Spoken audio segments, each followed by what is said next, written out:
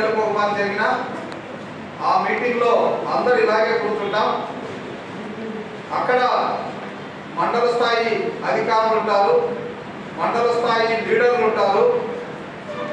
మేము ఏ గ్రామం అయితే పిలుస్తామో ఆ గ్రామానికి సంబంధించిన ఆఫీసర్లు, గ్రామానికి సంబంధించిన అది లీడర్లు అక్కడికి వచ్చి ఏ సమస్య ఉందో చెప్తే రికార్డు చేయడం జరుగుతుంది. దాన్ని ఆ సంబంధిత శాఖ ద్వారా, ఎందుకంటే అక్కడే గ్రామ స్థాయి అధికారి ఉంటాడు, అక్కడే మండల స్థాయి అధికారి కూడా ఉంటాడు. వాళ్ళిద్దరు మాట్లాడుకొని ఆ సమస్య ఎన్ని రోజుల లోపల పరిష్కరిస్తారని కూడా అక్కడ రికార్డు చేయడం జరుగుతుంది. ఇదంతా కూడా నా కాన్స్టిట్యున్సీ లెవెల్లో నా కంప్యూటర్లో ఫీడ్ అయిపోతుంది. ఫీడ్ అయిపోయిన తర్వాత దాన్ని మోటరింగ్ చేయడం జరుగుతుంది. ఎవరి మరో 3 monthsకి వచ్చేటప్పటికి ఎవరు ఎన్ని పరిష్కరించారు, ఎవరు ఎన్ని పరిష్కరించలేకపోయారు, వాళ్ళకున్న ఇబ్బందులు ఏంటి, ఇవన్నీ కూడా చేయడం అనేటువంటి జరుగుతుంది.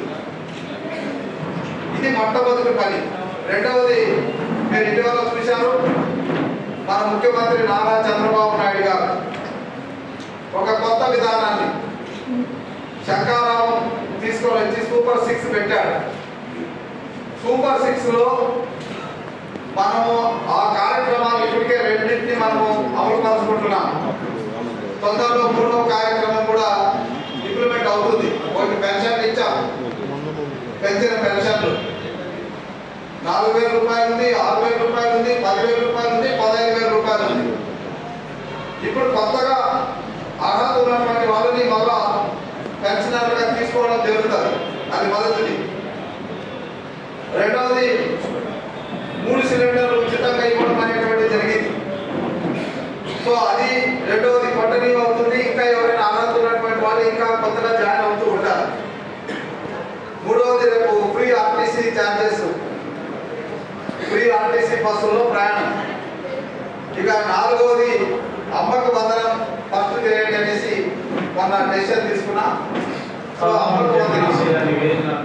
నెక్స్ట్ వచ్చేటప్పటికి ఆడబిడ్డ నిధి, ఆ తర్వాత వచ్చేటప్పటికి యువగళం, నిరుద్యోగ వృద్ధి. ఈ 6 స్కీములు మనకు వస్తే ప్రతి కుటుంబానికి ఎంత తక్కువలో తక్కువైనా 75,000 రూపాయల నుంచి ఎక్కువ అనుకుంటే 2 లక్షల వరకు ప్రతి కుటుంబానికి ప్రభుత్వమే సహాయం చేస్తుంది. ఎగ్జాంపుల్ చెప్తా, 40 సంవత్సరాల క్రితం మొట్టమొదటి ముఖ్యమంత్రి అయినప్పుడు హైదరాబాద్లో ఆనాడు 10 కోట్లతో ఒక ఐటీ టవర్ నిర్మించాడు. ఒక్క ఐటీ టవరే. ఆ ఐటీ టవర్ నిర్మిస్తే ఈరోజు మొత్తం కూడా ఒక ఫైనాన్షియల్ డిస్ట్రిక్ట్ గా మారిపోయింది. సంవత్సరానికి 1,40,000 కోట్ల రూపాయలు ఆర్జించేటటువంటి ఐటీ రంగం అక్కడికి వచ్చేసి ఒక ఎయిర్పోర్ట్ నిర్మించాడు, ఇంటర్నేషనల్ ఎయిర్పోర్ట్.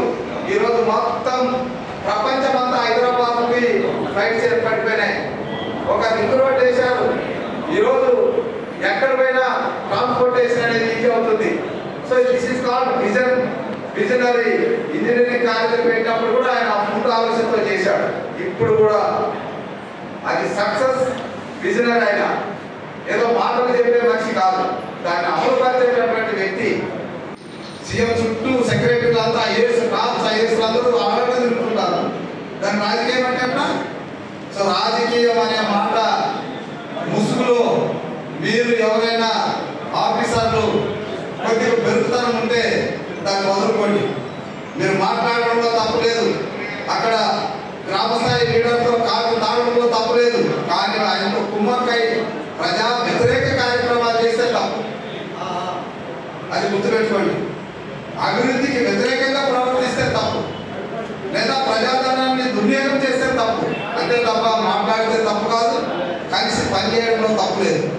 చంద్రబాబు నాయుడు గారు పేదరికం లేని సమాజాన్ని సృష్టించాలి, పేదరికంగా ఉండకూడదు. ప్రతి ఒక్కరు వాళ్ళ కాళ్ళ మీద వాళ్ళు నిలబడాలి, వాళ్ళ కడుపు నుండి అన్నం తినాలి, వాళ్ళ పిల్లలు చదివించుకోవాలి, ఆరోగ్యవంతంగా ఉండాలి, సంతోషంగా ఆనందంగా ఉండాలి అన్నటువంటి